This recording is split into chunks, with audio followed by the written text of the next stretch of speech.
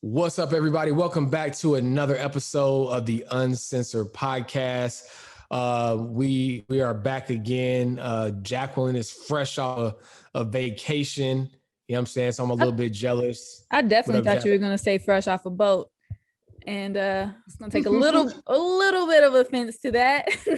I'm the one that's from Africa, technically. Yeah, right. Wait, aren't we all technically from Africa? Yeah, but I'm like a real African American. Y'all are like, well, I'm not gonna do that. I'm not gonna do that. I'm not gonna do that.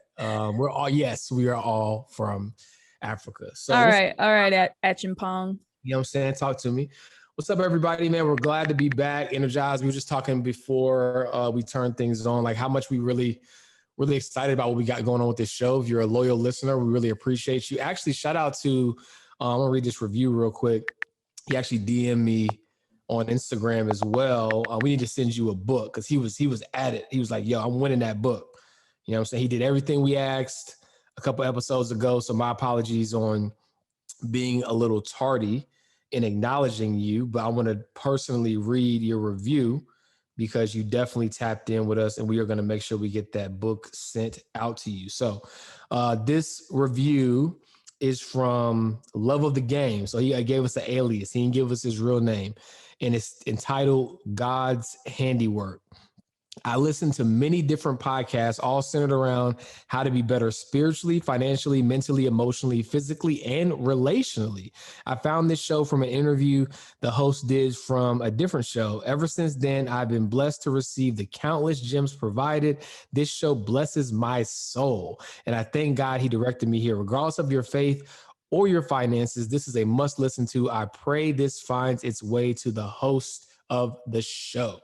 Man, shout out, man. That was a hell of a review, man. So we're going to make sure we get you the wonderful book written by our co-host Jacqueline, because I know you went through all the extra steps to make sure that we got that review. So we appreciate you, man. That review means a lot to us because we show up each and every week for free, hoping that this is valuable for you guys.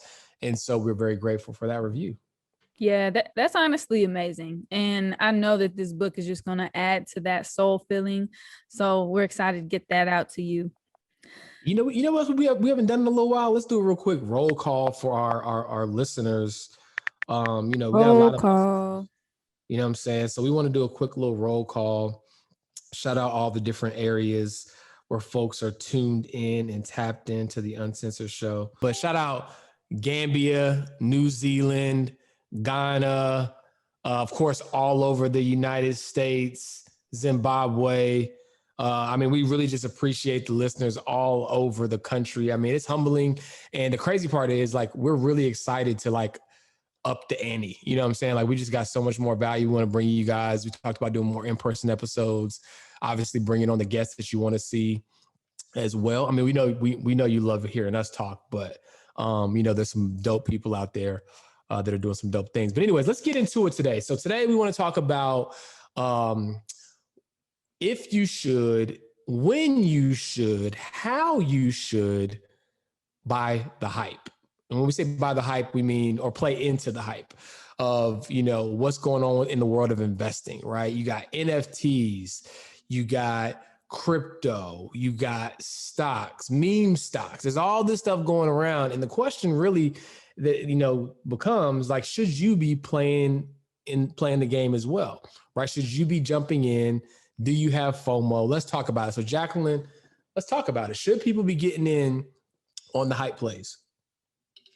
Okay, so this is exciting, right? Because as financial advisors, we're always asked, like, as soon as something hits the news, I get a question about it.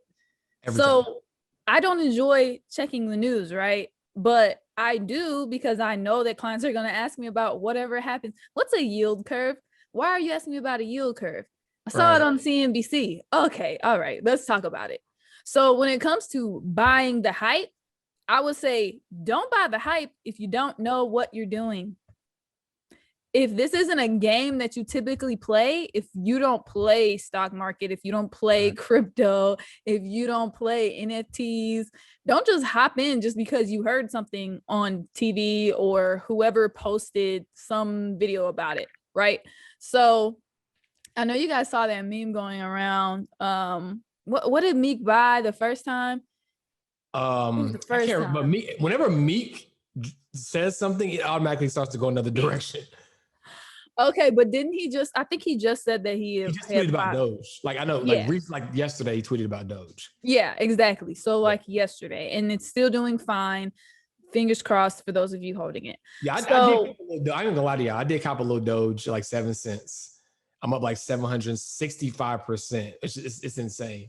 But it was play money. I didn't put any more than I was willing to lose. I'm not gonna lie to you. I wish I would have put more. I mean, I'm gonna sell. It's gonna be a pump and dump at some point. But boom, that right there. That's what I was getting to. Is like you guys want to follow your favorite celebrities. You want to listen to who's got the hottest stock tip from like a rapper or somebody who's not even really playing the stock game.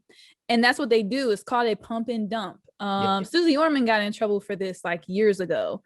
So it's when somebody who is in influential power actually promotes people to get into an investment, right? Because they typically have money in that investment, and they get everybody to get in there. And what happens when everybody gets in there? No. First, everybody gets in there. Everybody gets in. It blows up. They're so excited, and the stock just shoots through the roof. And then they get their money out, but they don't tell you that they got their money out. That's the dump, and then the stock just plummets. So be aware of what a pump and dump is and who's promoting that. Because I guarantee you, Meek is not going to post when he sells. Right. He's not going to post that. He's not going to let y'all know. Yep. Can we pause the pump and dump though? I mean, we got to pause the pump and dump. Really? Yeah, we got to pause the pump and dump. I mean, let's just. Yes. We do, but also that's just so disrespectful. Pump and dump. I'm just saying. I mean, I'm saying too, that's disrespectful. That's what it's called, though. That's what it's called. Yeah, but no woman is gonna do that. So I just take it from like a man's side. That's just so disrespectful. Yeah, that is disrespectful. I'll give you that. Pump and dump. You're out of here. Anyways, so one of the biggest hypes that I think is recent, aside from Doge, is definitely. I didn't know what it was either though, but it's definitely Doge. Aside from Doge, we have Coinbase. Yes. The Coinbase IPO. I think that was like the most recent hype. Yeah. I mean, $100 billion valuation. Here's the thing.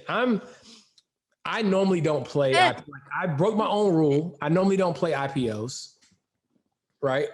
But I was like, man, with the hype around crypto right now, and the fact that it's an exchange for crypto, and you still kind of get that implicit exposure to the broader crypto market without having to, figure out which coin you want to own.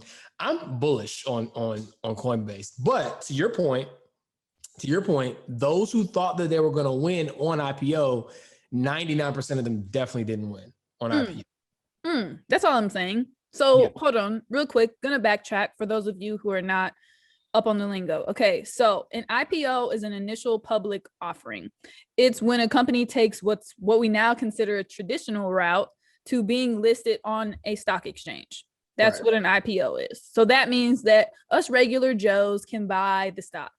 So we're talking about Coinbase, obviously crypto. So when they IPO'd, what was their height on that first day that they IPO'd? Was maybe like around $400 a share? $360. I want to say like 380, something like that. Yeah. So it was like, let's just call it roughly $400 a share, $300 to $400 a share, right? That's what it hit the market at around like 1 or 2 o'clock in the afternoon. By close that day, so say you bought the hype, right, of Coinbase right then. If you bought Coinbase right when it IPO, now remember, like Nas was behind Coinbase IPO, some other athletes were too. Yeah. And then just the fact of it being like crypto, and we're still kind of in the midst of a pandemic. So a lot of people there's a lot of like retail investing that's still going on. Yeah. So they IPO'd. Did you find it? They IPO'd it. Yeah. So they IPO'd and it peaked at like 342 actually. So 342-ish from what I'm seeing. Okay. So 342. So you bought in at 342. The end of that day, I think the stock closed down at like 290 something. I think maybe even a little bit lower than that, but yeah. Either way, it was down. Mm-hmm. We're uncensored. So can I say that bitch was down? Like, so for those of you who just wanted to buy the hype immediately, it was down. And then I think, what is Coinbase even at like today? It's Cinco de Mayo. Coinbase today is like, what, 273, I think? 273. How does that make you feel for those of you who bought it at like 340? Yeah, that you're probably pissed. Yeah, the problem is $60 a share. Huh? I say you're down $60 a share. That's the hype. Yeah, that sucks. And I think the bigger problem is here's the caveat. If I buy some Coinbase, right, it's going to make up less than 2% of my portfolio, right? If that, right? The problem I have with the hype stocks is people who probably don't even invest that much are taking money. And like, if you look at their portfolio diversity, it's like 70%. So 70% of your portfolio. Robinhood users. Right. You literally use that term because that's how Robinhood articulates it on their thing, portfolio diversity. It's probably like 75% in these stocks that you're just hoping, right, for them to explode. And hope is not a fucking strategy, not with your money. Whoa, say that one more time for the people in the back. Hope is not a strategy, okay? Wait, did you put the F word in there? I did. You want to run it back the uncensored way? We're uncensored. Hope is not a fucking strategy, people. Okay? And so, when it comes, see, this is times like this is when true financial advisors, we get the last laugh, because all year long, right? Everybody wants to come to you with the sexy, do this, boom, do this, right? Do that.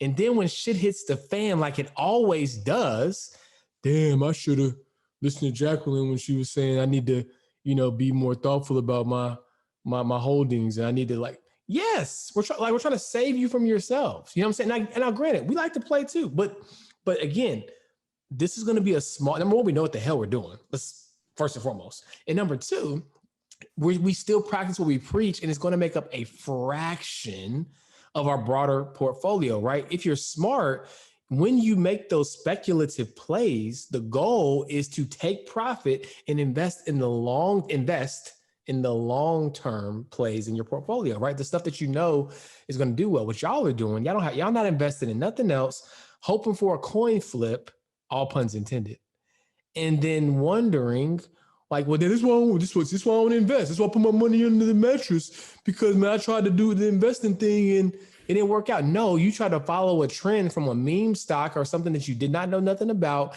and you got burned. You got played because you didn't know what the hell you were doing. That's what happened. But guess what? You didn't post that one on social media. My God.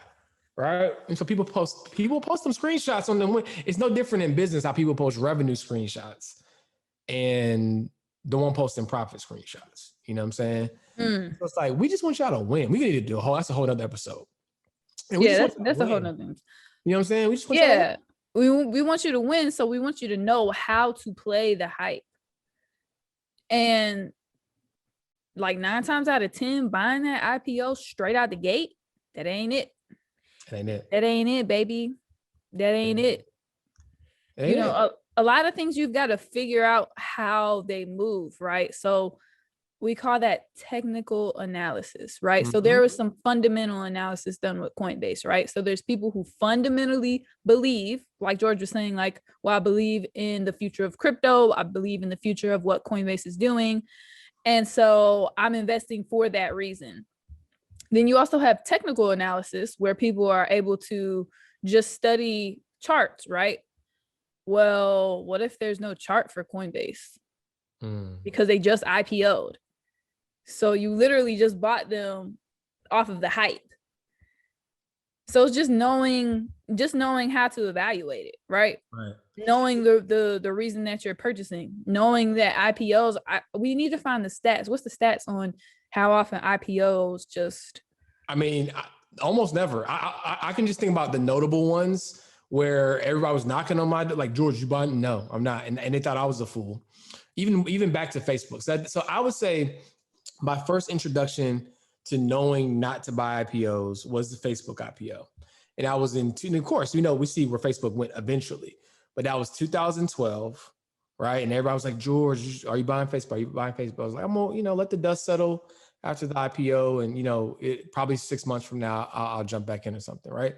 And sure enough, if we go back and look, and during that period of time, Facebook followed the trend of like most IPOs and, had a peak for the day and then ultimately settle much lower and continue to fall. And then before it started to actually get some real data, and then it started to trend upwards, right? So to your point, I don't know the stats off the top of my head, but what I know is every time there were notable IPOs, almost every time, it was not a good play. I think DoorDash was kind of stable. I want to say, like, I feel like there might have been a little bit of volatility on that one, but that's maybe one of the few that I can remember over the past decade where it didn't do what we expected it to do. It did exactly what I expected it to do. But what other people were hoping that was going to happen who bought in specifically for the hype.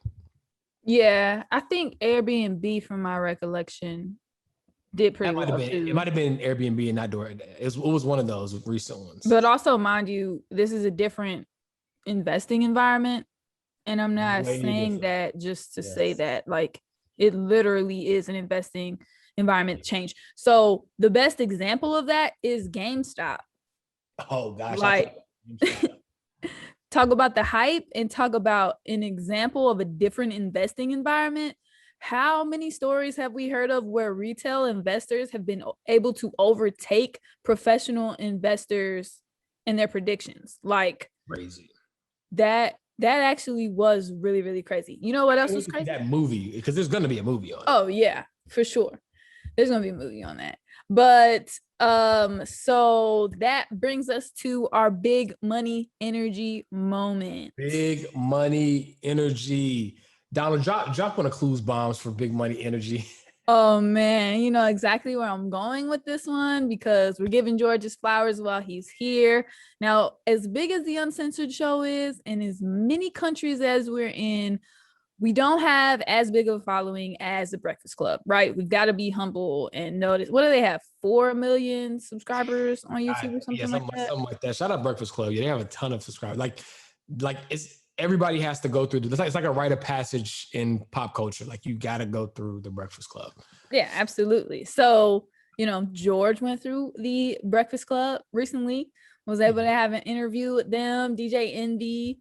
How did you feel about it? Man, I thought that was super cool, man. It was a manifestation moment. I said, I think at the end of the year when I was writing out my goals, I was like, man, I knew Pocket Advisor was coming. I was like, this is before I knew about the pitch competition that we were in. I was like, man, it would be dope to get in the Breakfast Club to like spread the message for what we got going on. And so it was really cool to have that manifestation moment come to pass, and stepping stone, because I know we'll be back in person, at some point. Some of the other things that we got going on, we want to actually partner with Revolt, Breakfast Club, whoever, to do like a live investathon for Blackwell Friday. So we're gonna manifest that as well. But it was a great experience. Really great to just be able to talk about the mission that we have, and I was humbled by it. So thank you for the flowers. Yeah, no problem. I mean, so as you're talking about that, and you're talking about how big their platform is, and how it's like a rite of passage to go through, it just made me think about like Meek having gone through the Breakfast Club, and recently him having posted that he made that investment in Dogecoin, because I feel like another big energy moment that we need to have is the fact that celebrities, etc., who are promoting investing. Now, whether or not I think that their financial advice is pertinent and sound, I do think that they are promoting our culture to invest, and that's huge. Like, it's at least opening up your eyes. You're at least understanding, okay, I could do this thing on Robinhood. So it starts to pique your interest. And hopefully that's when you'll come search out Pocket Advisor for sound financial advice. Sound financial. And we got, listen, y'all, we about to turn shit up. Speaking of like getting into investments early. That's really what you're saying with an IPO, right? It's like you want to get in on the ground floor because you believe the growth potential for that particular company is bar none, right? And when I tell you that we are about to turn things up with Pocket Advisor, we're really going to get really focused with the value proposition to really make sure that our members are getting the most out of it. But we got some stuff coming. So I want you guys along for the journey, right? Because I want you guys to be able to look back. I remember when I joined Pocket Advisor and it was like this, and now it's like that. And now they having, conferences and all sorts of stuff. Like it makes you feel like you were a part of the building process, right? And you will be, not just make you feel like it, like you will be a part of that experience. So please, tap in, links in the show notes, you know what I'm saying? Trial 7, so if you want to test drive Pocket Advisor for 7 days, but get in, early, because we got some great things coming. We want you to be a part of the family, and we want you to, again, have us in your, like, imagine this, right? Imagine you being like, should I buy Doge? Should I buy Coinbase, right? These are things we're talking about on the network. Jacqueline actually started the thread about Coinbase on our in the group, or on the platform a few weeks ago. Imagine having somebody like her in your pocket with a certified financial planner who you can ask those questions. Heck, if I text Jacqueline, you might get a response faster than I might get it on Pocket Advisor. You know what I'm saying? So like, I'm telling y'all, tap in. Like, this is revolutionary. And we're trying to democratize real financial education, right? Real financial expertise. And so, like, guys, I just really want you guys to benefit from it. Somebody posted yesterday. I did a free ebook at the beginning of the pandemic talking about the plays that I was getting into, because I saw everybody talking about buying toilet paper, buying stocks, and chastising those either way. And I was like, let me just put out some sound information. I did that, and some of the plays in there, 300%. Tesla, I mean, oh my God, I told y'all about Tesla in fucking March. Oh my God, tap in. The good news is opportunity is like a bus. One comes every 15 minutes, but stop missing that damn bus and get on Pocket Advisor so we can make sure y'all are straight. I mean, the biggest thing is a lot of times we think that we can do everything on our own. Like, even me, I was like, oh, I can do this, I can do that. But I realized, like, you need a few things, right? You need, one, accurate information. Then you have to actually execute on whatever information it is that you got. So you need accountability to push you forward. But you also need the community of people. You need the community of ideas and motivation. And I'm saying this from a standpoint of, literally, I just got back from vacation, being completely uncensored. I thought I was going to come back like super refreshed, ready to work. And I was, until I got home. And then I was like, yeah, I don't really want to work, actually. I was super motivated on the plane ride back. And that's when I started working again. And then I actually got into the house and I was like, I think I'd rather just go back to the Virgin Islands and maybe just retire there and do nothing. But I was like, you know what? Let me figure out how to get remotivated. Let me get back on Pocket Advisor. Let me tap in with my friends who I know are on this similar journey so that I can stay motivated, so that I can continue looking forward. So I have a group of people that I consult with, and Pocket Advisor is really the easiest place to do that at, because it is a safe space. So there's a lot of people who got on there and speaking specifically about Coinbase. They were like, oh yeah, I'm getting in, I'm doing this, I'm doing that. And I was like, you know what? I'm just going to chill. I don't have a good record with IPOs. Blue Apron, when was that? Oh, I remember that one. So I told people not to do that. I remember that one. Yeah. 2015, maybe. So, I was like, yeah, this is no for me. Yeah. So. And also you got to look at the history of the company, right? And when they're actually IPOing. So for example, so Coinbase actually, I feel like was in a good position to IPO, but IPOs just do what IPOs do. But I remember like Lyft, that was one in particular. And you look at the financials of Lyft when they wanted to IPO, right? And how unprofitable they were, right? How much they were burning through cash. I'm like, just on a fundamental level, I was like, I get the hype, but I was like, this makes no sense, right? This is an exit play for the people who got in early, right? This is not it makes sense to IPO because this is the company's growth trajectory. It's we invested early and we're ready to get an exit. And it was, and the writing was on the wall. And so just, knowing that. and seeing how shit actually shaked out. So yeah. Yeah. So I was like, you know what? This IPO thing isn't for me, but I am an accredited investor. So how could I get into investments that are pre-IPO? Absolutely. That's when that bell went off for me. And I was like, let's figure this out. Handy dandy Google, came across some pre-IPO opportunities, and they're doing that too shabby. The other one, the other hype play, and I don't know if you got in on this, but the other hype play was NEO. Yeah, I didn't get in on that one. So I don't publicly, which I'm going to start doing, by the way, accountability here. But I'm probably just going to do it in Pocket Advisor. I don't call a whole lot of plays. Yeah. That's not really like a thing that I've done publicly. So like I bought NEO at $7. And I'll tell y'all, like, it's not necessarily where I went wrong, but maybe you can learn from my story. So I bought NEO, $7 a share. The share got some hype. When was that? Christmas time? That was, a little before Christmas time, I believe. Yep. Yeah, so it was like November. Yeah, it was like November, December. NEO got this hype, right? And it went to like $60-something. So I ended up selling half of my position around 46, I believe. So that's a pretty solid gain. Remember, I bought in at $7. And so then, like, trust me, I'm watching NEO go up. And I was like, do I keep letting it go? Do I keep letting it go? I was like, I'm up like 300%. So that's when I took gains. I was up like 300-400%. And I was like, okay, don't be greedy. So I took, profits for half of my position. So another thing goes to people asking, okay, well, when am I supposed to take profits from an investment? So this goes into some of the hype, because a lot of me was like, okay, I think that I was like, I'm not sure exactly where I think that this stock could go because it's a hype play. Right. I don't think people called that on GameStop for it to go as high as it did because it was a hype play. So for me, I was like, you know what? I think that NEO is going through a hype play right now. So it's like, you know what? I'm going to cancel at damn near 400%. So now, to be truly transparent, I still have half of my position in NEO right now. And NEO is down to like $30-something a share. Right.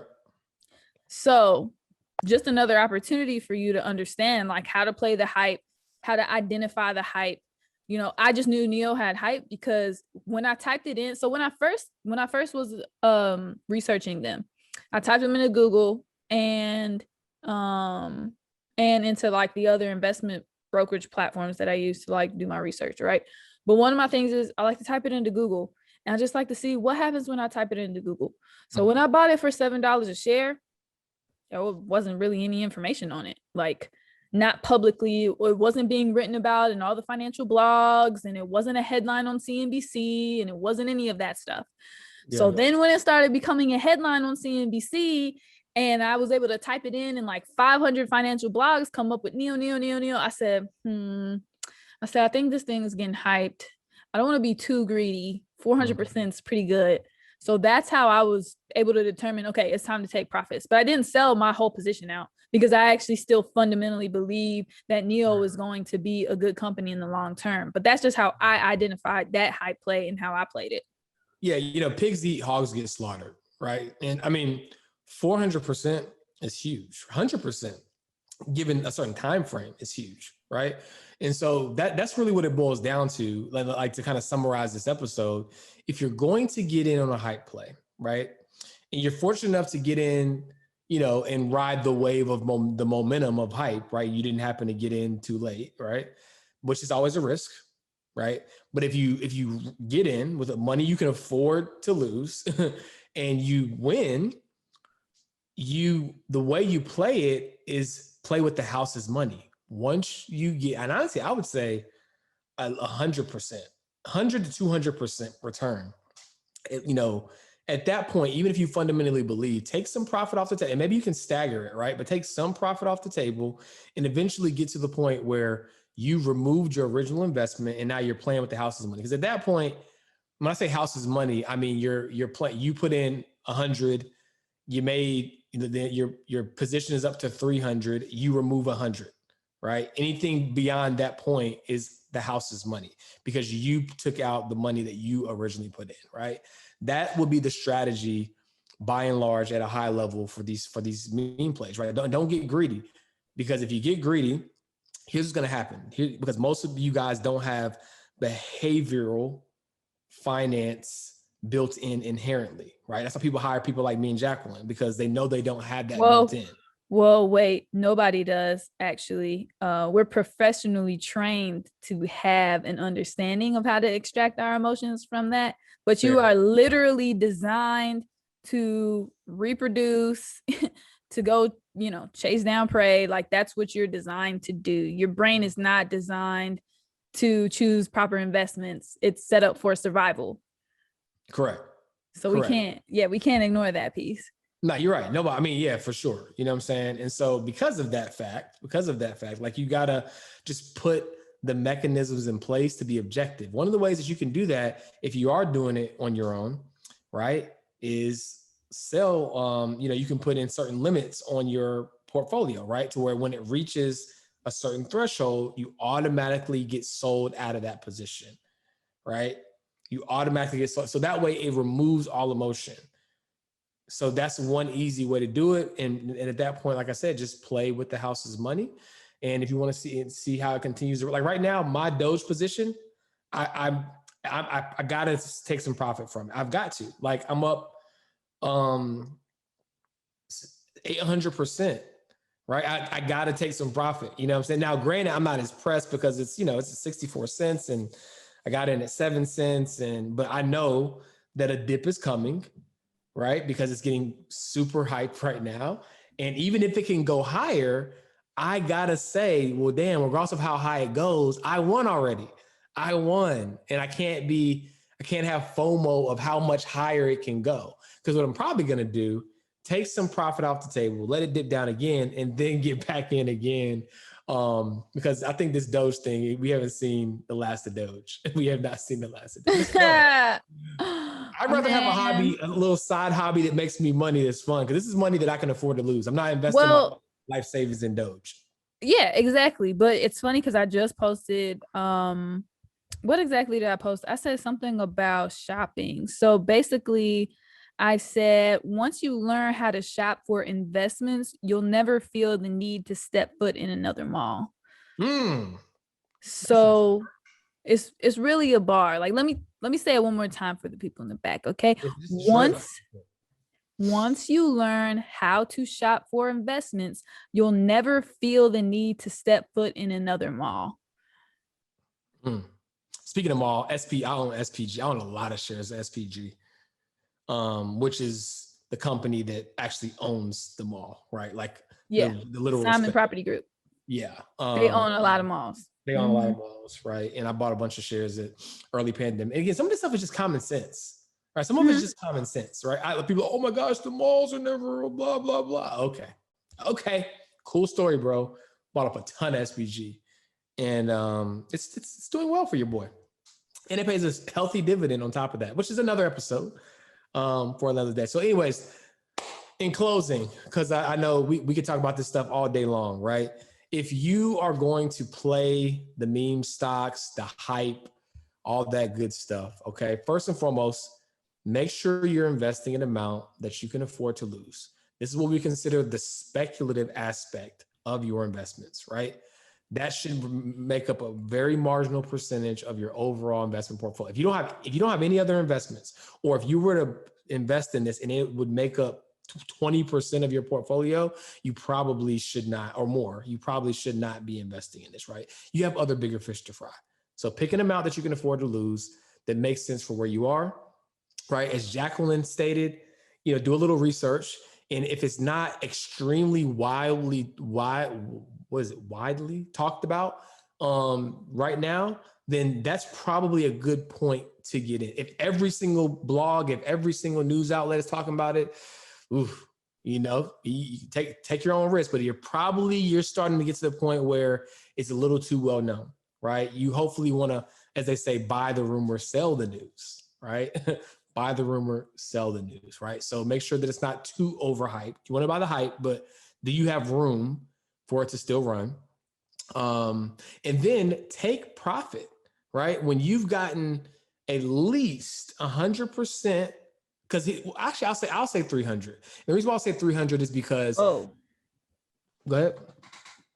I just threw a whoa in there. You know, I like ad libs. Yeah, but here's why I'm saying 300. I said 100 originally, but here's why I'm saying 300, because this should be money is speculative, right? And when you invest in something speculative, you're taking an outsized risk, right? For the chance for an outsized return. Now, 100% in a month is huge, right? But I would venture to say anywhere from 100 to 300% return, right? Take profit off the table, and at that point, play with the house's money. Now, where your threshold is in that window is up to you. I mean, some people might think 50% is enough.